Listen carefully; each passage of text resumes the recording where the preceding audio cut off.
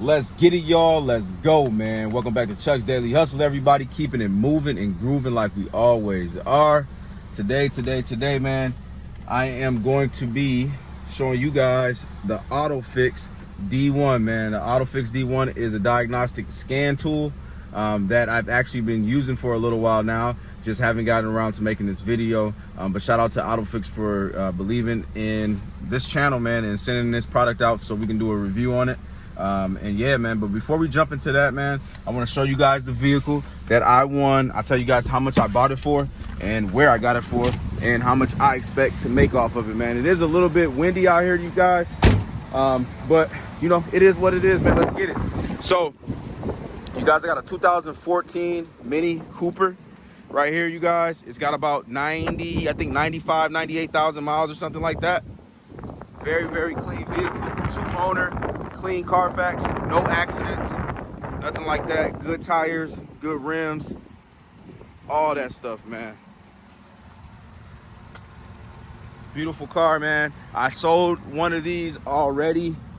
It was a more souped up one and worth a lot more. So I decided, hey, let me go ahead and try it again with another one. This one's cheaper, so maybe we can sell this one quicker. Unlock buttons right there. It's got the double sunroof.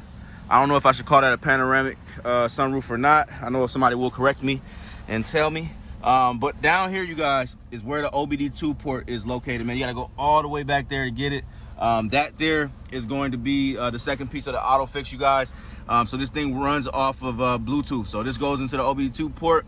And then it signals off to the OTOFIX D1, and that's how you're able to get codes, similar to the Autel version of it. And just so you guys know, OTOFIX does run Autel software, so that means that OTOFIX is pretty much a generic version or knockoff version of Autel, but that doesn't matter. Price point on the OTOFIX is very good. Use the referral link in the description below, and then you will also get a discount, so don't forget to use that. But yeah, very good diagnostic tool, and I'm gonna show you guys why in a second. But I love to show guys my cars, so that's what we're gonna do, man. Very clean interior, leather. Got the WeatherTech Mets right there. I haven't personally driven this car yet. Maybe I should do that with you guys once we get done reviewing this thing, man. It's been a while. So very clean car, you guys. Right now I'm at the dealership in the detail shop, Resurrection Detail Services, man.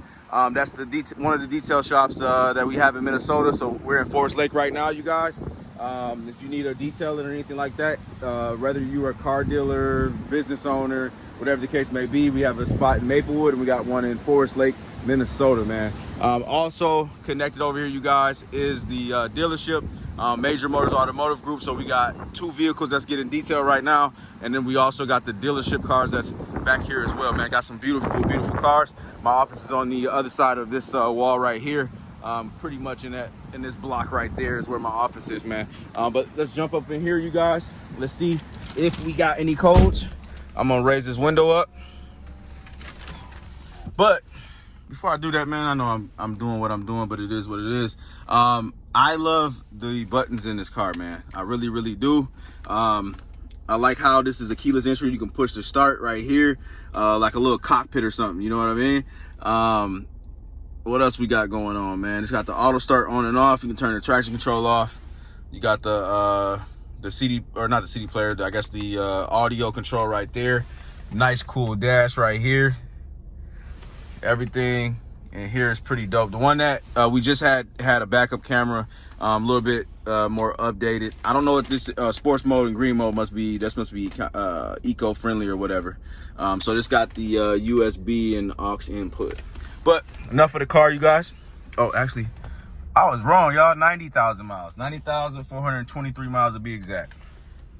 Anyway, let's go ahead and see what we got, man. So what you do, man, you plug in that Bluetooth reader or OBD2 reader, which is, again, right down here, you guys.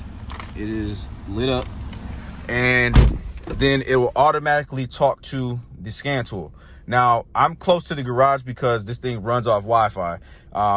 obviously that's going to be because of everything that it's going to be reading. So I was actually wrong when I said I wish I could go to the auction and show you guys some cars.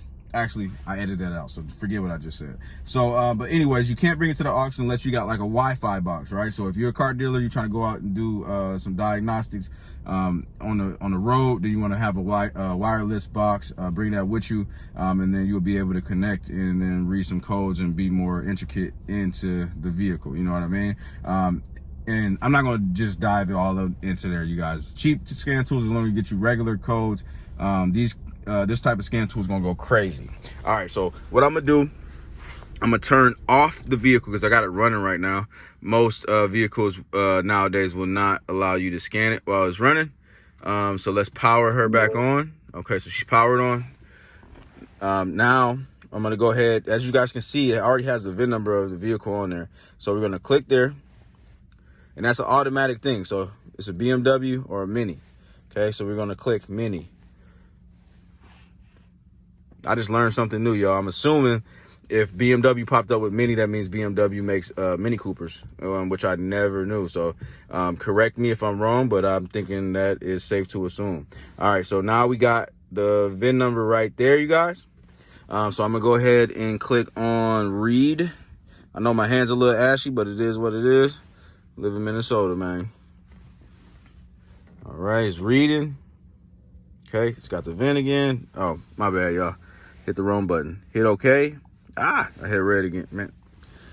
Let me just use my other hand, my good hand, man. I'm getting a little old on y'all, man. Hit OK. All right, so now it's gonna say confirm. We're gonna hit yes. Got a little glare on here.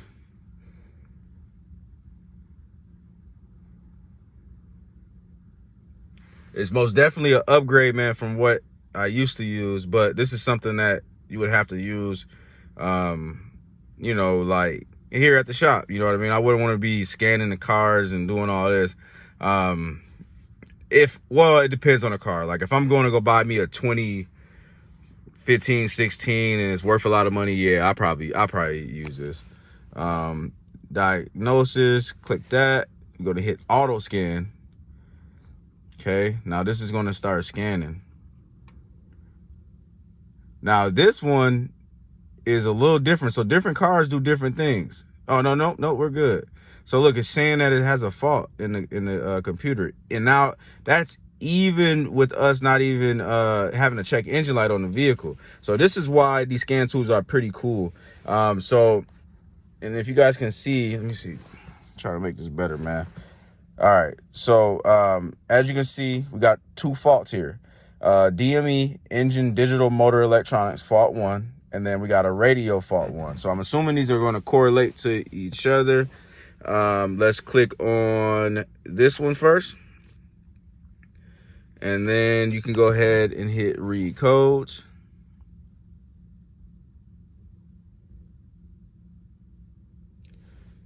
Okay, we got an intermittent mixture control, fuel air mixture too rich. All right, so that can pretty much is like an evap code. What we can do on here is just clear the code once we get back. So we'll just clear the code because sometimes what happens, you guys, is these vehicles, they'll have a code in it. It's been sitting a long time. Fuel air ratio. It's a very, very, very common code. But you guys can obviously tell this one didn't even have a check engine light on, so it's probably no big thing. But obviously we're gonna go ahead and get this car checked out before we sell it. But we can go ahead and I'm not going to erase the code, you guys. I'm going to leave these codes on here. Leave that code on here. We're going to go to the radio, man. You're going to hit the radio code. Let's see what this one says. Now this one, I'm very, very curious to know what this one's about. All right, so it says head unit connection to USB device not supported. Oh, so I'm assuming, no, USB. Okay, so the USB obviously would be that, right? This is gonna be your USB right there, right? So that means that probably is not working, which we are not gonna test right now because I don't have a USB port. But the gist of this video is to show you that this thing can get all the way in there and it can do its thing. Now, I have a mechanic that I use around here, and he has an Autel, which is very similar to this, and he showed me on his that you can click quick erase.